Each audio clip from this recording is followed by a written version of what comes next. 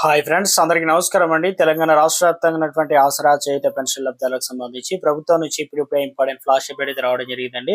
నెల పెన్షన్లు ఎప్పటి నుంచి అందించబోతున్నారు ఏంటి, ఇందుకు సంబంధించి ప్రభుత్వం నుంచి ఫిబ్రవరి నెలకు సంబంధించినటువంటి బడ్జెట్ అనేది రిలీజ్ చేయడం జరిగింది అనమాట.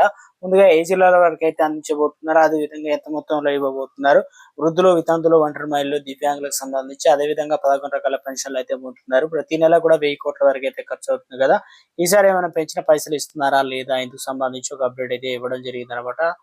తెలంగాణ రాష్ట్ర వ్యాప్తంగా ఎప్పటి నుంచి ఎదురు చూస్తున్నటువంటి పెన్షన్లకు సంబంధించి పత్రిక ముఖంగా ఒక జీవోని అయితే రిలీజ్ చేశారనమాట. ఏముందో ఒకసారి చదువుతాను. ఇందు మూలంగా చేయూత ఆసరా పెన్షన్ లబ్ధాలకు పత్రిక ముఖంగా తెలియజేయనిది ఏమనగా, వివిధ రకాల పెన్షన్లు ఏదంటే చేయూత పెన్షన్లు అనగా వృద్ధాప్య, వితంతు, వికలాంగు, చేనేత, కల్లుగీత మరియు ఒంటరి మహిళలకు సంబంధించినటువంటి పెన్షన్లు ఇక్కడ వచ్చేసి 31/3/2026 వరకు బట్వాడా చేయబడునని చెప్పేసి నల్గొండ జిల్లాకు సంబంధించి నోటిఫికేషన్ ఇచ్చారు.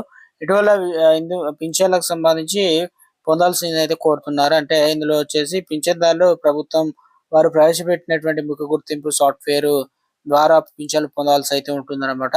అదేవిధంగా పింఛన్లు మొత్తం కూడా నేరుగా సంబంధిత పోషణ శాఖ వారి వద్ద నుండి పొందవాలను.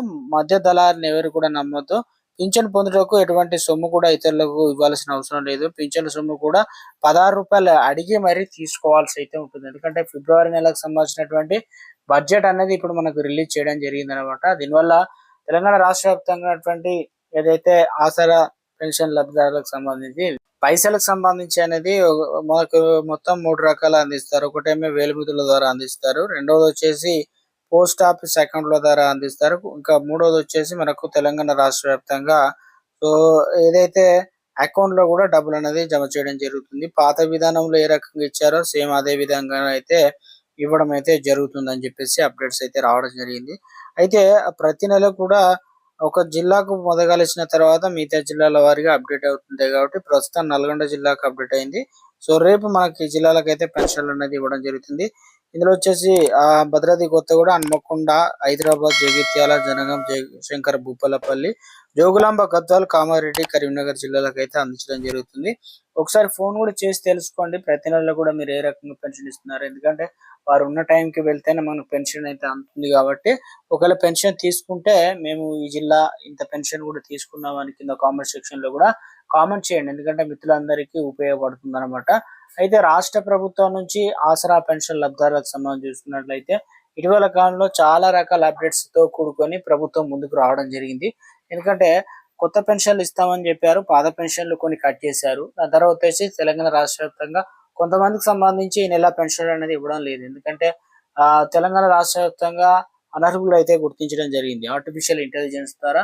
దాంతో పాటు మృతులు అంటే చనిపోయిన వారికి సంబంధించి కూడా అవి అప్డేట్ కాలేదు, అవి కూడా తీసేస్తున్నారు. అదే విధంగా వయసు అనేది ఎక్కువ పెంచుకున్నవారు, ఫేక్ సర్టిఫికెట్లు ఇలా ఉన్న వారిని కూడా తొలగిస్తారు. అయితే ఎవరు కూడా కంగారు పడిన అవసరం లేదు. సో ప్రభుత్వం మరి ఇన్ఫర్మేషన్ ఇచ్చిన తర్వాతనే తొలగిస్తారు అనమాట.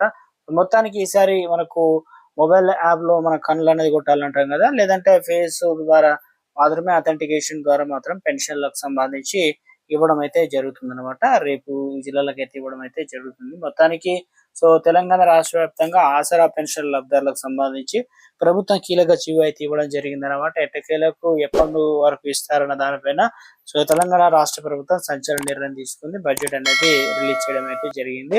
విలేజ్ వారిగా అదే విధంగా జిల్లాల వారిగా అప్డేట్ అయితే కావడం జరుగుతుంది అనమాట. సో మొత్తానికి రాష్ట్ర వ్యాప్తంగా